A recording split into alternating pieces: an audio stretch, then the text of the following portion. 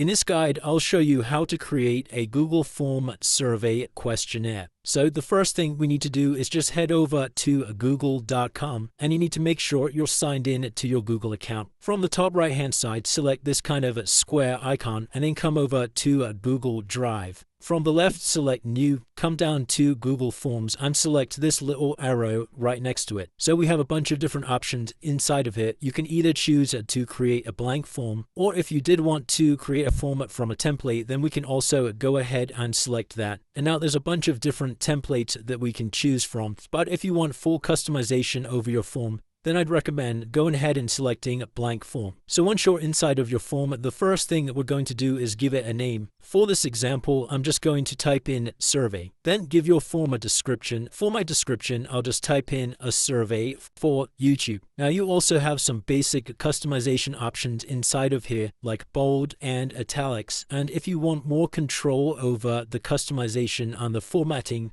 we can head over to this customize theme option at the top here, and you can change all of your font text and sizes and things like that, as well as changing the color at the bottom down here. So there's a bunch of different things that we can do inside of our form, like collect email addresses, we can add check boxes, we can collect names. And in order to create a new section for your form, you need to head over to this plus icon in the top right hand side. And let's add our first question. So let's say that you wanted to collect someone's first name. We can just go ahead and type that in here. Then come over to the drop down on the right, and you can select the type of input that we're going to be adding. So because this section is for collecting first names, the best selection for this is probably going to be a short answer, as it's just a little bit of text, so I'm going to select that. And you can also decide whether you want this to be mandatory or not. So if you have this required option checked, it basically just means that you can only submit the form once you've entered your first name. So that's our first entry completed, and let's go and add another one by clicking the add symbol here. And let's say for this input we wanted to add a multiple choice questionnaire. So for my question, I'm going to type, how would you prefer to be contacted? And then we can select this multiple choice from the drop down.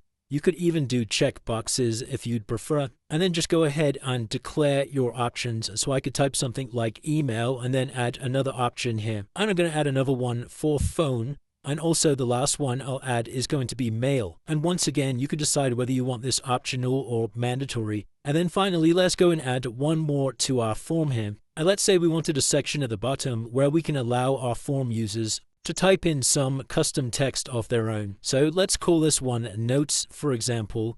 And for this one, we're probably going to want to set this to paragraph, as this allows for longer text like so. And I think that about does it for me and my form. Obviously, you can add a bunch more stuff inside of your form. We've got file uploads and drop downs, a whole bunch of stuff that you can add inside of here. Obviously, this all comes down to really personal preference. So once you've finished and you're happy with your form, what you need to do to share this to your customers and the people you're sending it out to is click on send in the top right hand side, and you can either invite people by typing in their email address here, or we can just go ahead and click this link button and you can copy the link like so. You can also shorten the URL, and that's just going to make it look a little bit tidier. And we can basically send this link out to all of our friends and family. So let's come back over to the form here, and all of your responses for the form for people that have filled it out will be saved underneath responses. And if you want a little bit more customization over the form, you can also head inside of settings, and there's just a couple of little things we can change in here as well. So if I now head over to my form in a new URL like so, you can see this is what it looks like. And it's as simple as that, guys. That's how you create a form inside of Google Documents.